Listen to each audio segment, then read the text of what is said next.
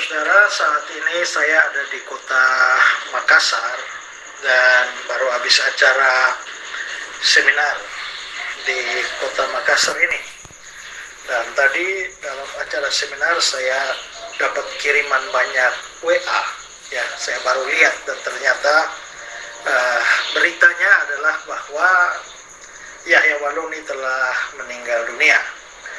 Dan kebetulan dia meninggal dunianya di kota Makassar ini. Nah, kalau saudara yang tahu bagaimana perjalanan panjang saya di dalam membongkar dan menanggapi Yahya Waloni sejak dari sekian tahun yang lalu. Jadi dia begitu berkuar-kuar di dalam menyerang iman Kristen dengan sangat bahasa-bahasa yang sangat kasar, sangat brutal, dan saya juga menanggapinya begitu banyak tanggapan saya kepada dia. Lalu juga saya, karena dia mengaku bahwa dia mantan pendeta GKI, lalu juga dia mantan rektor sekolah teologi di Papua, maka saya akhirnya berkunjung secara khusus ke Papua, ke sinode GKI itu, dan ternyata membongkar bahwa dia tidak pernah menjadi pendeta di sana. Dia hanya pernah mau mengajukan lamaran menjadi pendeta, tapi ketika diminta ijazahnya, dia tidak sanggup menunjukkan ijazahnya, sehingga akhirnya tidak jadi melamar di gereja itu. Jadi adalah omong kosong kalau dia adalah pendeta, mantan pendeta di sana. Juga mengatakan bahwa dia adalah mantan rektor. Saya juga pergi ke Papua sana dan Universitas Kristen Papua, bertemu dengan pengurus sekolah Universitas Kristen Papua itu. Dan ternyata dari semua dokumen-dokumen yang telah dibongkar dan ditunjukkan, itu membuktikan bahwa dia tidak pernah menjadi rektor di Universitas Kristen Papua, termasuk sekolah teologi Calvinis itu. Ya.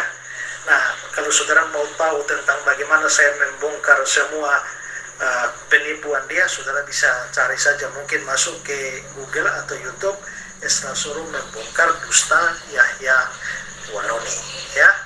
Nah, jadi itu perjalanan dengan dia cukup panjang. Nah, sayangnya perdebatan yang rencana perdebatan yang cukup heboh pada waktu itu tidak terjadi. Sayang sekali tidak terjadi. Ya, karena dia mangkir beberapa kali.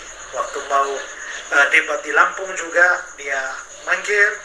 Lalu mau debat di mana ya, Surabaya, atau bahkan yang mau diselenggarakan oleh Yayasan Mualaf itu juga tidak jadi karena dia membatalkan pada hari di mana perdebatan mestinya dilakukan. Nah, jadi sebelum ada orang-orang seperti para mualaf yang sekarang ribut-ribut itu, Yahya Waloni boleh dibilang sebagai pendahulu yang paling keras. Nah, tapi akhirnya hari ini dia sudah meninggal.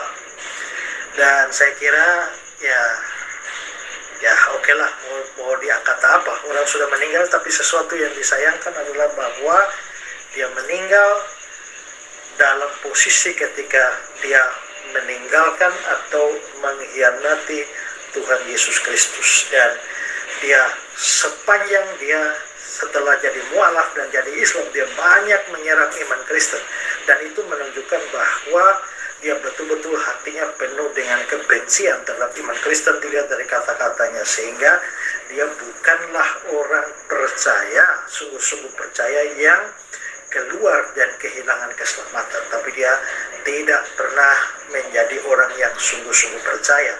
Dan pada akhirnya dia mati tanpa Kristus, sehingga dapat dipastikan bahwa orang yang mati tanpa Kristus, mati di luar Kristus, maka tidak mungkin dia mendapatkan keselamatan. Yang didapatkan adalah kebinasaan kekal. Nah, berkaca dari pengalaman Yahya Waloni ini, saya mau bilang kepada saudara-saudara yang mualaf itu, ya, mumpung saudara masih bernapas, ya, maka sebaiknya saudara kembali kepada Tuhan Yesus Kristus daripada saudara yang mati tanpa juru selamat seperti yang dialami oleh Yahya Waloni, sehingga keselamatan di dalam akhirat nanti tidak menjadi bagian saudara-saudara. Nah, saya ada di Makassar. Kalau masih cari informasi, kalau ada kesempatan saya juga mau berkunjung ke tempat dia, ya, rumah dukanya di mana belum tahu, masih cari informasi. Tapi itu kira-kira sekilas informasinya. Oke? Bagi yang sementara jadi mualaf, ya kembalilah sebelum terlambat. Tapi bagi yang berencana jadi mualaf, batalkanlah perencanaan bodoh itu. Dan bagi orang Kristen, tetaplah setia kepada Kristus. Oke, itu saja dari kota Makassar. God bless you all.